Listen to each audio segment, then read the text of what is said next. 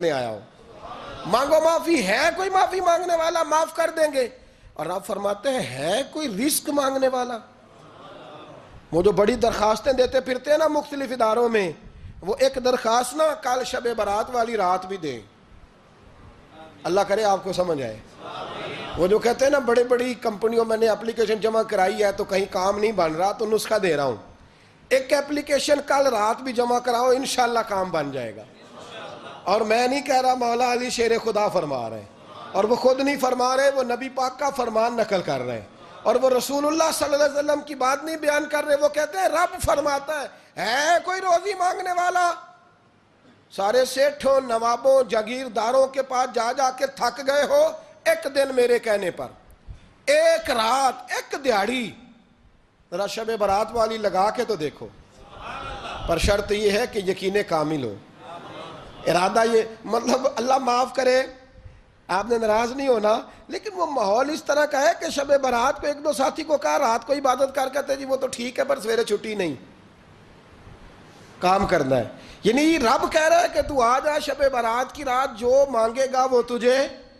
لیکن یہ ادھر نہیں توجہ کر رہا، یہ کہتا ہے سویرے 10 بجے دکان نہ کھلی تو مشکل ہو جائے گی، دفتر نہ گیا تو حالات. آپ دیکھیں ذرا، اب جب یقین اس طرح کا ہو تو پھر تو بھائی ساری زندگی اداروں میں درخواستیں دینی ہیں.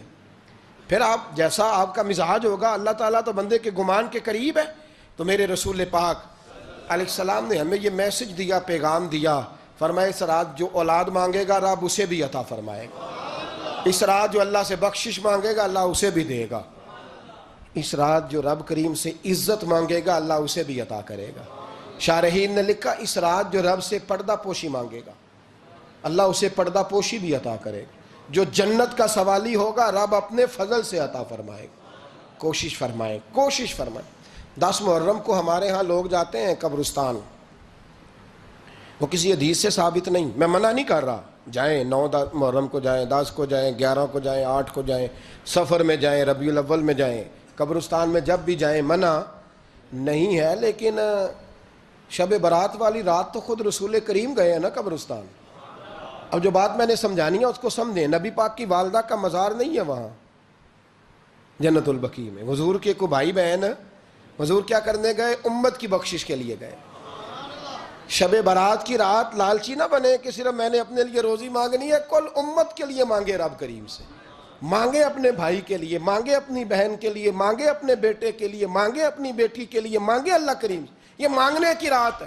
پچھلی راتی رحمت رب دی کرے بلند آوازہ، بخشش منگن واریاں کارن کھلا جے دروازہ. آئیں اللہ کی بارگاہ میں اس رات کو کھل کے دعا مانگیں. قبرستانوں میں نا کچھ قبریں ایسی ہیں کہ جو بتاتی ہیں کہ سالوں بیت گئے ہیں کوئی آیا نہیں. کچھ قبریں بتاتی ہیں. اور کچھ بڑے قبرستان بڑے شہروں میں ایسے بھی ہیں کہ جن کا گورکن کہتا ہے کہ مجھے کمیٹی نے کہہ دیا ہے جہاں 4-5 سال کوئی نہ آئے وہاں نئی قبر بنا دیا کرو. وہاں نئی قبر بن جاتی ہے معاذ اللہ. او بھائی کچھ ہیں ایسے، کچھ ہیں. یہ جائیں نا اکبر بادشاہ یہاں لیٹا ہے لاہور میں تو شعر لکھا ہوا ہے، بر مزارے ماں غریباں نے گلے پروانہ سوزز نے صدائے بلبلے.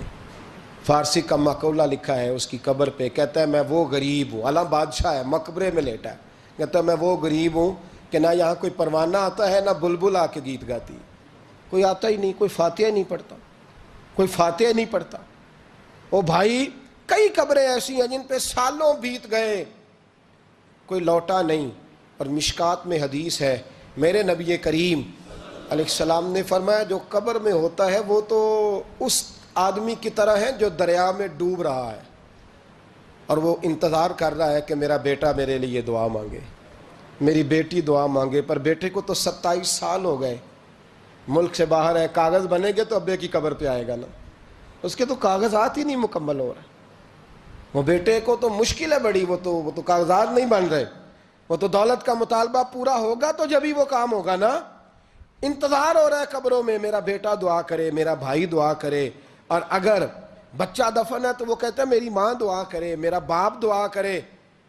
کوشش کریں شب برات بعد از مغرب یہ رواج پیدا کریں. یہ رسول اللہ کا طریقہ ہے. صلی اللہ علیہ وسلم.